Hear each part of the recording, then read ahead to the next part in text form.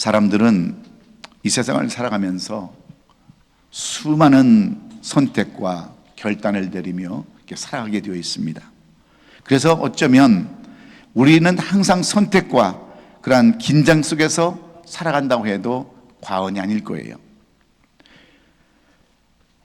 이것은 선택을 중요하게 신중하게 해야 되는데, 이것을 우리가 여러 가지 일 중에 하나만 선택해야 된다는 것, 또한 그것을 위해서 다른 것을 포기해야 된다고 하는 것, 그런 결단과 똑같기 때문에 그렇습니다. 특별히 우리 공부하는 학생들은 그렇지 않습니까? 내가 무엇을 공부해야 되고 어떻게 나가야 되며 또 어떻게 대학 진로를 해야 될 것인가를 늘 깊이 생각할 때가 학생들 아니에요. 그래서 자기 앞길을 이렇게 의논하기 위해서 때로는 선생님들과 부모들과 또 선배들한테 이렇게 조언을 구하고 또 깊이 생각하면서 그 앞날의 진로를 선택하는 것은 무엇 때문일까요? 한 번 선택한 것은 돌이키기가 어렵기 때문에 그렇습니다. 잘못 선택하면 그 나중에는 어려움과 환란이 찾아오기 때문에 그래요. 그래서 많은 시간을 깊고 신중하게 생각한 뒤에 결정을 내리게 되는 것인데, 이와 같은 잘못된 선택은 나에게 어려움을 줄 수가 있기 때문에 지금 지혜롭게 잘 선택하는 것은 우리에게 있어서 매우 중요한 것입니다. 그러면 사람은 누구나 한 번쯤 크게 결단할 때도 있어야 되는 거예요. 그런 사람이 자신의 인생을 가치 있고 존귀하게 만들어 주기 때문에 그렇습니다. 1925년에 노벨 문학상을 수상한 사람이 있는데, 그 사람은 바로 아일랜드 출신의 버나드 쇼라는 사람입니다. 그는 세계적인 극작가였고 소설가였습니다. 그를 유명하게 만든 것은 그 사람의 독특한 재치와 또 유머와 말솜씨 때문이었는데, 그가 남긴 말 가운데 많은 사람들에게 휘저가 되는 명언이 하나 있습니다. 그것이 뭐냐면, 그가 죽을 때 내 묘비에 이런 글을 써달라고 남긴 그런 내용이었습니다. 그 내용은 무슨 내용이었냐면, 우물쭈물하다가 내 이럴 줄 알았지, 이런 내용이었어요. 그는 마지막 죽음 앞에서도 내 언젠가는 이 꼴 나지 않기 위해서, 그래서 인생을 우물쭈물하다가 내 이럴 줄 알았지라고 자주적인 그런 후회하는 고백을 하지 않기 위해서 살았다고 하는 그런 고백이에요. 내가 묘비에 이런 글을 남기는 거, 내가 이럴 줄 알았어, 내 이 꼴 날 줄 알았어 하는 이 말을 남기지 않기 위해서 최선을 다해가지고 그는 마지막까지 1925년에 노벨 문학상을 받았다고 하는 그 내용들은 오늘도 많은 사람들에게 엄청난 교훈을 주고 있습니다. 이 선택의 중요한 것이 얼마나 중요한가를 우리에게 말씀해 주는 그런 내용입니다. 그러므로 사람들은 왜 이런 말씀을 남겼냐면, 왜 그랬을까요? 사람들은 좋지 않은 습관을 갖고 있기 때문에 그렇습니다. 끊지 못하는 많은 그런 것들을 갖고 있기 때문에 선택을 잘해라, 결단을 잘해라, 이렇게 우리에게 말해주고 있는 거예요. 어떤 분이 담배를 너무 많이 펴가지고 폐가 좋지 않아서 병원에 가보니까 폐암이라고 하는 진단이 나왔습니다. 그런데도 담배를 끊지 못해서 얼마나 자신이 한스러운지 몰라요. 그 문제로 고민하다가 하루는 온 가족들에게 이렇게 선포를 했습니다. 내가 이제는 앞으로 절대로 담배를 안 피겠다, 이렇게 선언을 했어요. 그런데 며칠 지나니까 금단현상이 찾아오는 거예요. 그러니 그걸 어떻게 참겠어요? 그래서 속으로 이렇게 생각을 합니다. 한 번만 딱 담배 한 대만 피고 내가 절대로 안 핀다 하고 살짝 숨어서 담배를 피웠대요. 근데 이것을 그 집사람한테 아내한테 들켜가지고 아내한테 정말 직사하게 하여튼 문매를 맞습니다. 아니, 남자가 돼가지고 한 번 약속한 것을 그렇게 못 지키냐고. 그러니까 이 사람이 뭐라고 변명을 하는 줄 아십니까? 뭐라고 변명을 했겠어요? 내가 언제 앞으로 담배를 안 핀다고 그랬지, 내가 옆으로 안 핀다고 그랬냐? 그래서 담배를 옆으로 다 빨아먹었다고 하는 전설 따라 삼천리 같은 이야기가 전해져 있어요. 왜 이런 얘기를 또 하겠습니까? 왜 하겠어요? 여러분, 담배 피는 거 하나, 끊지 못하는 습관, 그것이 우리 인간이라는 거예요. 예?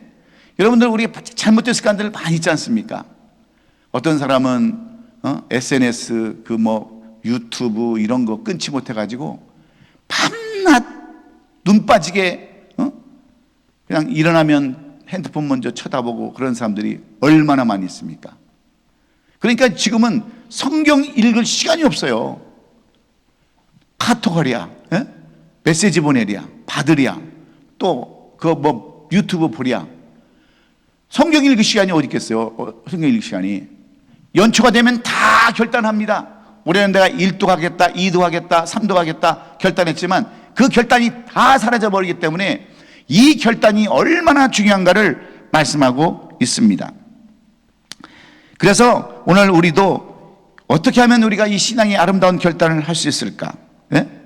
우리는 정말 더 소중한 것을 위해서는 지금 내가 소중히 여기는 것을 과감히 끊을 수 있는 용기가 있는 인생만큼 위대한 인생은 없습니다. 그래서 고민은 불행의 지표지만 결단은 행복의 지표라고 하는 그러한 말이 있어요.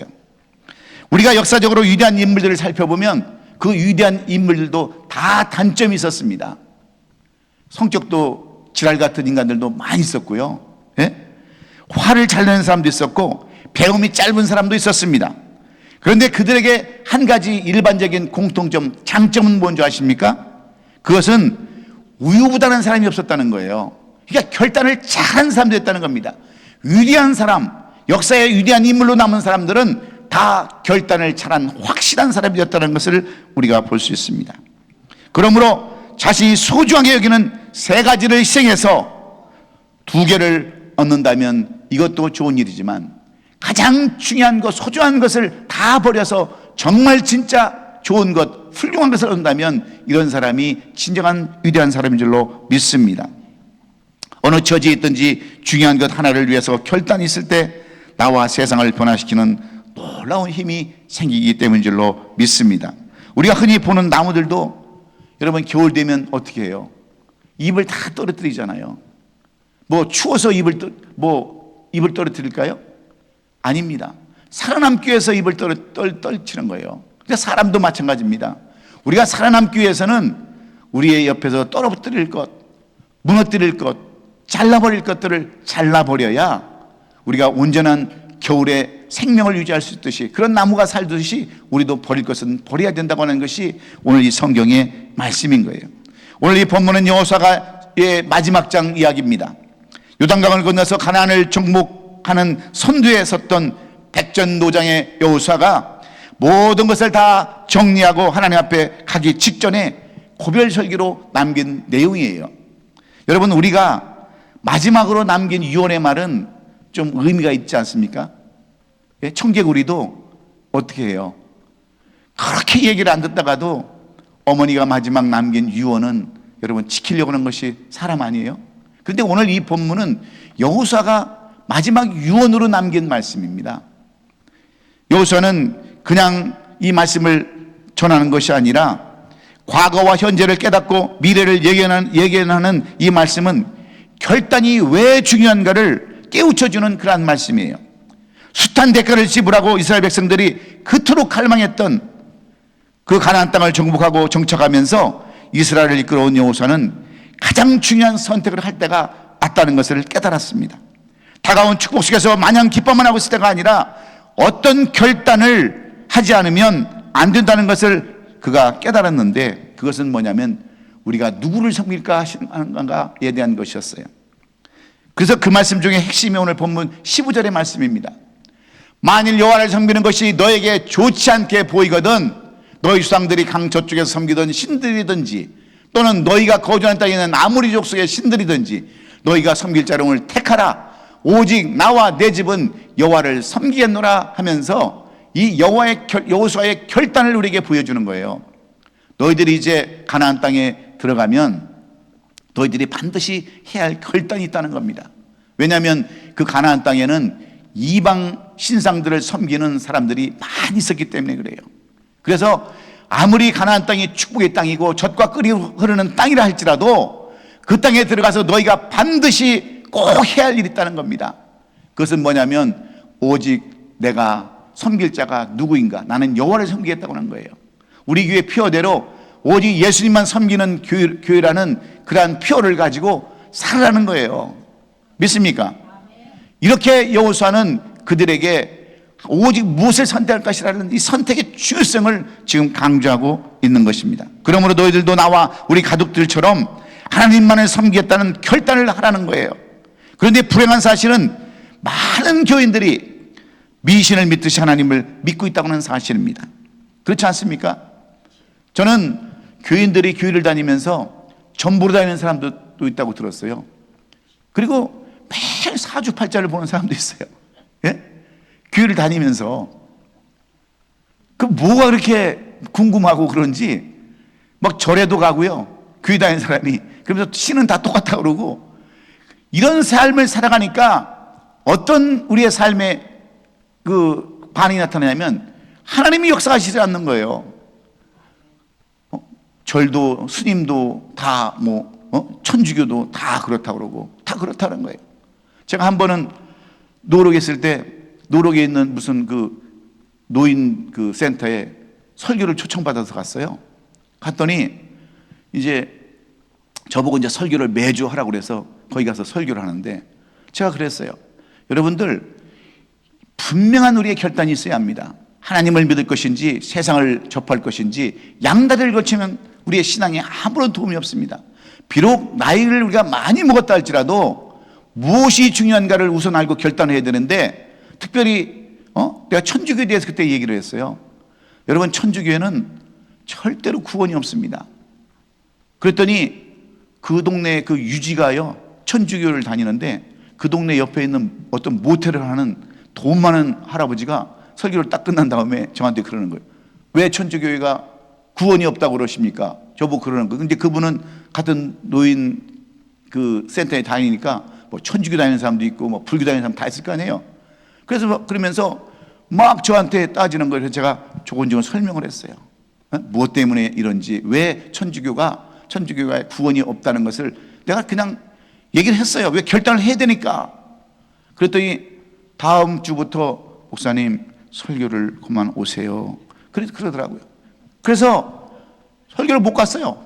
근데 얼마나 마음이 편한지 몰라요. 그러면 저는 그분이 깨달음 있기를 원하는 거예요. 예? 왜 그런지 분명한 이유를 알고 해야 되지 않습니까? 내가 천주교 나빠서 그런 게 아니에요.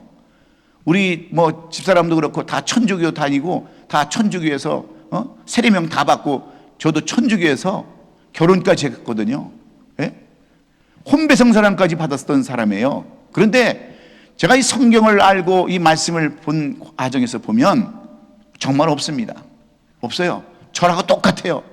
예? 주문도 외고 묵주도 돌리고 그 다음에 신부한테 가서 고해성사해서 그러면 어디에 그런 성경이 나와 있어요? 절대 없는 거예요. 그러니까 우리가 확실한 믿음을 가지고 살아야 되는 거예요. 안 그렇습니까? 여러분 교회를 선택하는 것도 똑같아요. 제가 유튜브를 안 보려고 그렇게 애쓰고 발버둥 치는데 유튜브 딱 제목을 보니까 뭐가 나왔냐면 60세 이후에 다녀야 할 교회. 이런 게 딱 나오네. 그럼 제가 봐야 될 거 아니에요. 우리 다 60세인데. 여러분 60세 이상 이후에 다녀야 할 교회가 어떤 교회이겠어요? 예? 어떤 교회이겠어요? 아니 거기 우리 교회라고 나왔겠어요? 첫 번째는 어떤 교회인 줄 아세요? 작은 교회. 작은 교회. 따라서 한번 하십시다. 작은 교회. 큰 교회는 시장바닥 같아가지고 복잡하다는 거예요. 복잡해. 특별히 나이 많으신 분들은 큰 교회 가면 뭔지 아세요? 다 걸림돌이야. 장애물이야. 그래서 나이가 먹으면 먹을수록 어떤 교회를 다녀야 된다? 작은 교회. 두 번째는 예? 뭘 물어보면 대답을 좀 해요. 두 번째는 예? 마음이 편한 교회. 마음이 편한, 따라서 합시다. 마음이 편한 교회. 아니 교회 가서 마음이 편해야지. 마음이 복잡해가지고 이 사람 부딪히고 저 사람 부딪히고. 사람이 많으면 많을수록 부딪히는 게 많아요, 적어요? 많죠. 그래서 작은 교회를 다녀야 된다는 거야. 이거 제가 하는 얘기가 아니에요. 어떤 유튜브가 나이 많으신 분의 이야기를 이렇게 종합해서 써놨어요. 세 번째는 헌금을 강요하지 않는 교회. 따라서 하십시다. 헌금을 강요하지 않는 교회. 아니, 노인이 무슨 돈이 있어요? 예? 기껏해야, 여러분, 지금 여러분들은 정부에서 돈을 받고 있는 공무원들 아닙니까? 그렇죠? 공무원들이 무슨 돈 있어요? 그런데 막 교회에서 뭐가 지금 어떻습니까 하고 자꾸 돈 얘기를 하면 솔직히 부담스러워요, 안쓰러워요? 예? 그러면 그런 교회가 어떤 교회예요? 우리 아름다운 교회 아니겠어요? 아멘 좀 해봐요. 아멘 좀 이럴 때는. 예. 이래서 여러분 교회를 선택하는데 이런 선택도 잘 해야 되는 거예요. 선택이 얼마나 중요한 줄 아십니까? 그러니까 선택을 잘못하면 오늘은 이 교회, 내일은 저 교회, 그냥 추풍낙엽처럼 바람에 떠도는 배처럼, 키 없는 배처럼 다닐 수밖에 없는 거예요.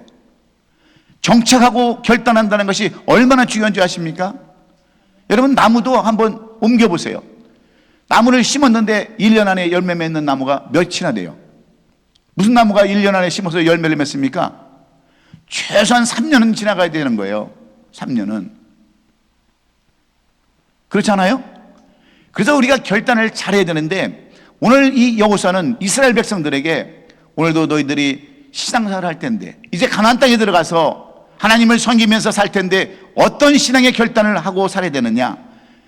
분명히 15절에서 얘기했어요. 너희가 결단을 해라. 오늘 당장 지금 해라. 이렇지 않으면 하나님은 너희들에게 온전한 축복을 주지 못할 것이고 너희들이 그 땅에서도 온전하지 못할 것이라고 말씀하시면서 지금 당장 결단을 하는 거예요. 그러면 우리는 하나님을 어떻게 섬겨야 되겠습니까? 이것을 오늘 여호수아는 말씀해 주고 있는 거예요. 우리가 어떻게 하나님을 경외해야 됩니까? 첫째는 하나님을 경외함으로 섬기는 결단이 있어야 된다는 거예요. 하나님을 섬기되 경외하는 마음으로. 그래서 여기에 경외한다는 것이 얼마나 중요한지 몰라요. 14절에 보니까 그러므로 이제는 여호와를 경외하라 그랬습니다. 하나님은 창조주 하나님이신 줄 믿습니까? 주에서 건져주시는 구원의 하나님이심을 믿습니까? 이런 하나님을 경외함으로 섬겨야 한다는 거예요. 그러면서 여기서 경외라는 뜻은 두려워하다, 무서워하다 그런 뜻입니다. 경외라는 존경함으로 두려워하고 떨리는 마음을 갖는 것이 경외한다는 거예요. 경외한다는 거 믿습니까? 우리 하나님을 섬길 때 그냥 대충 믿는 것이 아니라 두렵고 떨리는 그러한 마음으로 하나님을 섬겨야 우리가 하나님을 온전히 섬기는 거라는 거예요. 그런데 우리는 하나님을 어떻게 생각하십니까? 눈에 안 보이니까 하나님이 계시는지 안 계시는지 내 마음대로 살 때가 얼마나 많냐는 거예요. 그래서 우리는 신앙생활을 할 때도 늘 하나님을 두려워하는 마음으로 신앙생활을 해야 될 줄로 믿습니다. 안 그래요? 그런데 우리는 그 두려움이 없어요. 왜 여러분 사람이 죄 짓습니까? 왜 죄를 져요? 하나님에 대한 두려움이 없기 때문에 그렇습니다. 그래서 저는 항상 하나님 앞에 기도할 때 이렇게 기도해요. 하나님, 제가 제일 두려워하는 것이 하나님의 영광을 가리는 겁니다. 하나님의 영광을 가리는 것인데 마지막 제가 가장 원하는 것은 그래도 주님 앞에 섰을 때 조금도 부족함이 없도록 떨림이 없도록 그런 인생 살게 해달라고. 왜냐하면 항상 하나님이 두렵기 때문에 그렇죠. 우리의 모든 것을 머리끝부터 발끝까지 다 세시는 그런 하나님, 우리의 모든 것을 다 아시는 그런 하나님 앞에 우리가 어떤 마음으로 신앙생활을 해야 되는 거예요? 경외함으로 해야 되는 거예요. 두렵고 떨리는 마음으로. 그런데 두렵고 떨리는 마음이 없으니까 얼마나 남들을 이렇게 막 욕하고 미워하고 갈등하고 이렇게 살아가냐는 거예요. 이런 사람들은 사실은 하나님을 경외하는 사람들이 아니에요. 우리가 하나님을 경외한다고 그러면 그렇게 할 수 있겠어요? 하나님을 정말 하나님 살아계셔서 당장 벌 주시는 하나님이라면 우리가 그런 삶을 살 수 있느냐는 거예요. 안 그렇습니까? 그러므로 오늘도 우리는 하나님을 경외하는 그러한 삶으로 살아가야 되는데, 오늘 여호수아는 지금 다른 여러 신들에 대해서 언급하고 있습니다. 15절 하반절에 너희 조상들이 강 저쪽에 섬기던 신들이든지 또는 너희가 거주하는 땅에 있는 아무리 족속의 신들이든지 너희가 섬길 자를 오늘 택하라 그랬습니다. 여기서 왜 이 선택에 앞서서 분명한 분별을 하라는 겁니다. 여호수아가 왜 이렇게 축원하고 있을까요? 그들 가운데는 이미 이방 신들에게 유혹되어서 흔들리고 있는 백성들이 있었기 때문입니다. 그리고 여호수아의 결단을 촉구하는 것에 대한 백성들의 일차적인 반응이 뭡니까? 16절에 나와 있잖아요. 백성들이 대답하여 이르되 우리가 결단코 여호와를 버리고 다른 신들을 섬기기를 하지 아니하리라, 이렇게 결단을 해요. 그렇지 않습니까? 여러분, 여호수아가 지금 이스라엘 백성들에게 너희가 여호와를 택하든지 다른 신들을 택하든지 둘 중 하나를 택하라고 지금 분명히 결단을 내리라고 그러니까 이스라엘 백성들이 뭐라고 합니까? 이르되 우리가 결단코 여호와를 버리고 다른 신들을 섬기기를 하지 않겠다, 이렇게 결단을 했어요. 분명히 입으로 고백을 했습니다. 그런데 놀랍게도요, 여호수아 본문 24장이 끝나면 다음에 바로 뭐가 나와요? 여호수아 다음에 바로 뭐가 나와요? 예? 성경을 읽어봤어요. 알지? 사사기가 나와요. 사사기. 이 다음 사사기에요, 예? 이미 이 사상에 도래하는데 여호수아가 죽은 후에 이스라엘 백성들이 아주 빠르게 영적인 어두움에 다 빠져버립니다. 그리고 이 암흑시대에 빠져버려요. 아무리 여러분 결단하면 뭐합니까? 내가 여호와를 버리고 다른 신들을 섬기지를 원치 않겠다고 결단하면 뭐냐는 거예요. 왜 이런 일이 일어나요? 하나님을 두려워하지 않는 그러한 것 때문에 그렇습니다. 그래서 오늘 이 본문은 우리에게 뭘 말씀하고 있습니까? 원인은 여러 가지가 있겠지만 하나님을 섬기겠다는 각오는 했지만 하나님에 대한 분명한 이해가 없이 순수한 마음으로 결단하는 것은 의미가 없다고 하는 거예요. 그래서 분명한 이해를 해야 되는데 하나님이 어떤 분이신가, 하나님이 어떤 분이신가를 우리가 알지 못해서 우리는 그렇게 수없이 결단을 하고 수없이 하나님 앞에 고백을 해도 다 헛되었다는 겁니다. 하나님은 어떤 하나님이세요? 공의 하나님이십니다.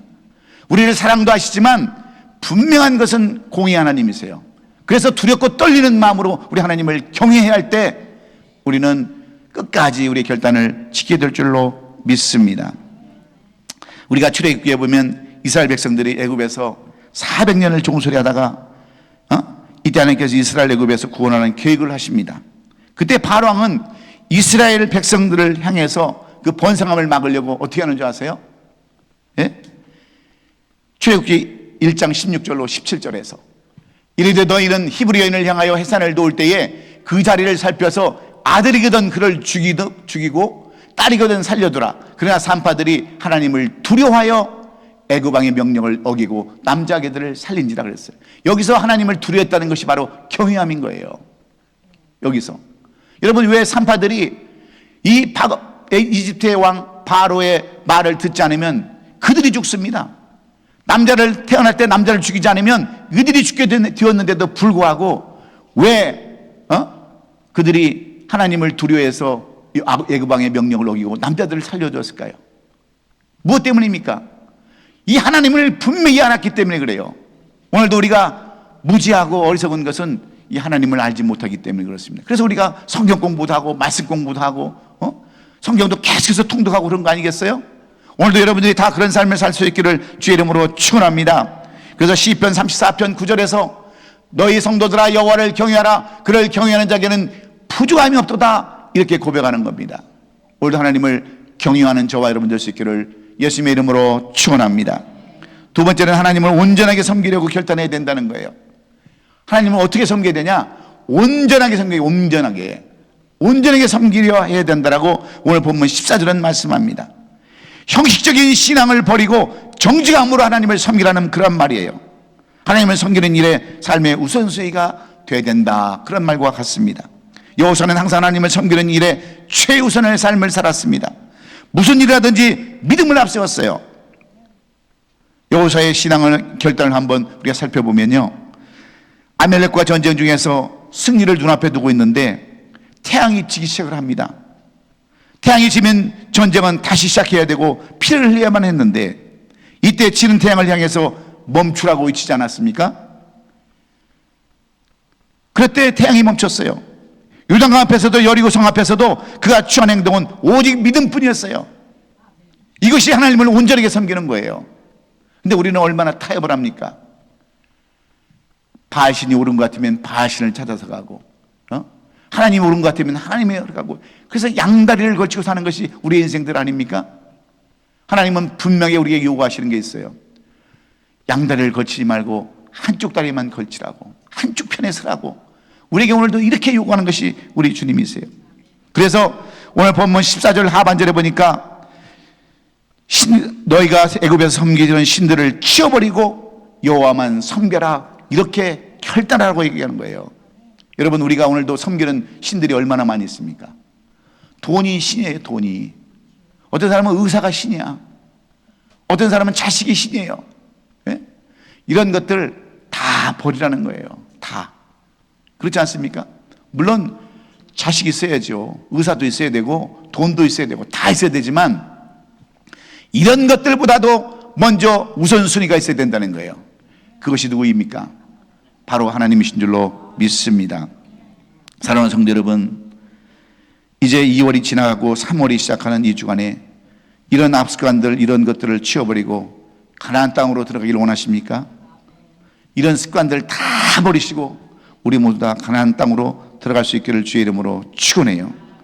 그런 하나님의 온전함, 원문에서는 흠이 없는 하나님을 우리가 온전히 의지하시면서 전적으로 그 믿음 가지고 나갈 때 여러분 놀라운 역사가 임할 줄로 믿습니다.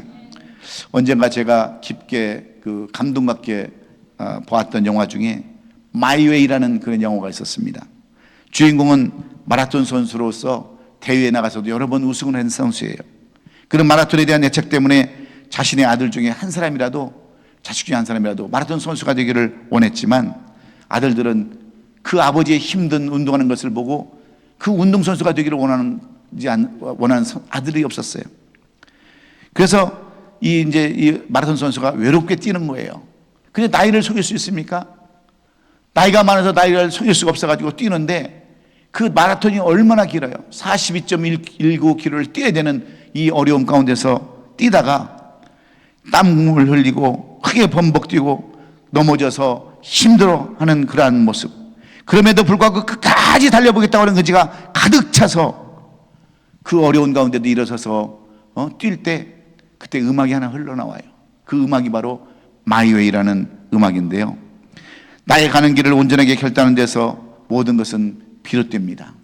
어떻게 내가 결단하느냐에 따라서 내가 진실하게 의롭게 믿음을 가지고 나가는 것이 그 진실한 내 길임을 여러분 깨달으시고, 내 길은 어디냐, 마이웨이는 어디냐, 온전하게 주님만 쫓아가는 것, 이것이 여러분 나의 길이라는 것을 깨달으시고 우리는 온전히 하나님만 따라가는 저와 여러분 될 수 있기를 주의 이름으로 축원합니다. 돈은 돌고 도는 거예요. 예? 자식 없어도 상관없어요. 예? 친구 없어도 상관없어요. 결국은 우리가 놓쳐야지 말 것이 구원 아닙니까?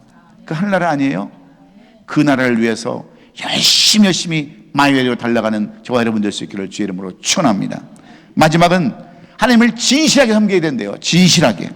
오늘 보면 14절에 그러므로 이제는 진실함으로 그를 섬기라 했습니다. 왜냐하면 사람들은 진실하지 못한 사람들이 많기 때문에 그렇습니다. 그래서 원문에 보면 그 진실함의 뜻이 뭐냐면 확고함이라는 뜻이에요. 확고하게 섬기라는 거예요. 오늘 본문에 등장하는 여호사는 언제 어디서나 진실하고 확고한 신앙을 가지고 있었습니다. 하나님을 섬기는 일에 흔들림이나 변함이 없이 확고하게 섬겼어요. 그러나 확고하지 못한 사울은 욕심을 이기지 못해서 결국 불행한 종말을 맞지 않았습니까? 사랑하는 성도 여러분, 여러분은 어떻습니까? 여러분은 하나님을 섬기는 일에 변함이 없으십니까? 유혹이나 욕심에 흔들리지 않습니까? 많은 사람들이 어려움과 환경을 이기지 못하고 변질되는 이유가 무엇일까요? 유혹을 이기지 못하고 그 다음에 욕심에 흔들리는 거 무너지는 그것은 뭐예요? 다 우리가 진실하지 못하기 때문에 그래요. 그래서 우리가 오늘도 진실함을 배워야 될 줄로 믿습니다. 우리가 잘 아는 유다는요, 은 30에 무너져 버리고 말았습니다. 대만은 세상을 사랑해서 바울을 떠나버리고요, 다니엘과 세 친구는 어떤 위협이나 어려움도요 다 핍박 앞에서도 여러분 흔들리지 않았습니까? 그들은 확고하게 하나님을 섬겼어요. 다니엘은 굶주린 사자굴 속에서 던져지는 위협 앞에서도 흔들리지 않았습니다. 왜? 하나님을 진실하게 섬겼기 때문에 그래요.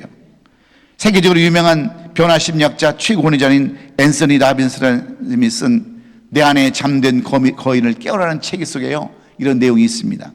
이 책은 자신이 실제적으로 경험한 것을 적어놓은 책이에요. 그가 어디 살았냐면 캘리포니아 가난한 동네에 살았어요.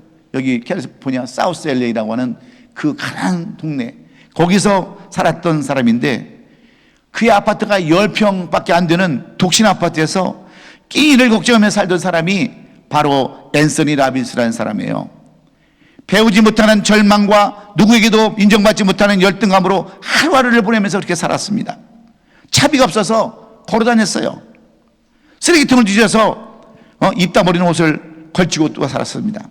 그런 그가 나중에 국제상공회의소에서 선정한 세계에서 뛰어난 인물 시민에 꼽히는 사람으로 그렇게 바뀌어버리고 말았어요. 지금은 그 사람이 어떤 사람이 사냐? 베벌리힐에 살아요. 수백만 불짜리 저택에서 삽니다. 고급 주택에 살고 전용기를 타고 다니면서 모든 사람들에게, 세계 사람들에게 세미나를 하고 자기의 성공 사례를 발표하는 사람이 되었는데, 그가 말하는 말하는 것이 무엇인 줄 아십니까? 가난한 빈민굴에서 내 인생을 끝마치기에는 너무나도 억울했다는 거예요. 나의 모든 것을 바꿔했다.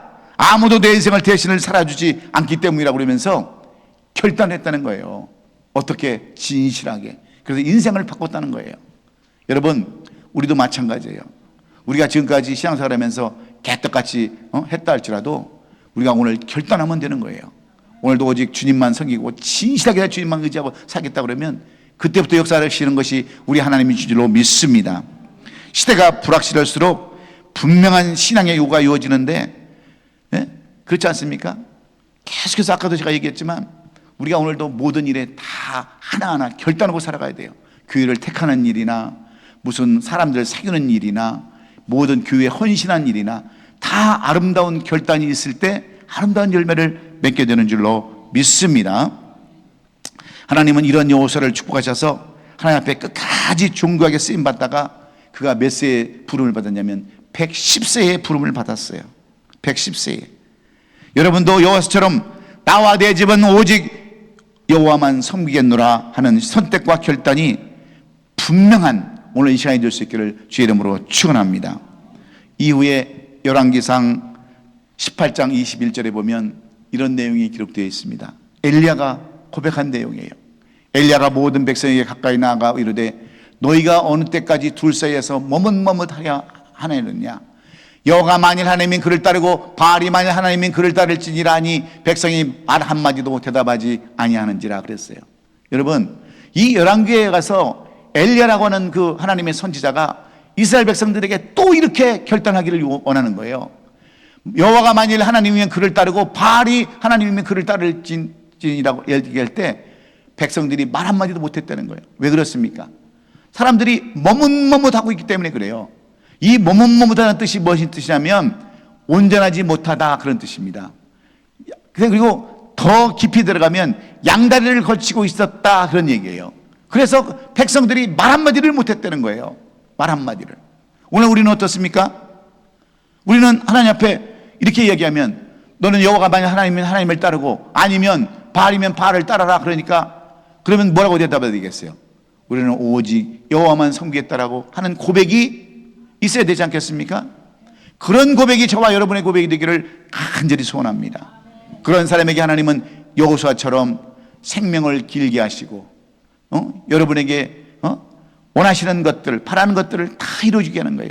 가나안 땅이 아무리 젖과 꿀이 흐르는 땅이라 할지라도, 가나안 땅이 축복의 땅이라 할지라도 거기서 우리가 분명한 선택을 하고 살아갈 때, 신앙의 선택을 하고 살아갈 때 하나님은 그런 사람들에게 모든 것을 다 이기게 하시고 승리하게 하시고 가나안 땅을 정복하게 하시고 여러분을 끝까지 구원에 이르게 하신 줄로 믿고, 오늘 우리는 어떻게 결단해야 합니까? 하나님을 경외함으로 섬기는 결단이 있어야 될 줄로 축원합니다.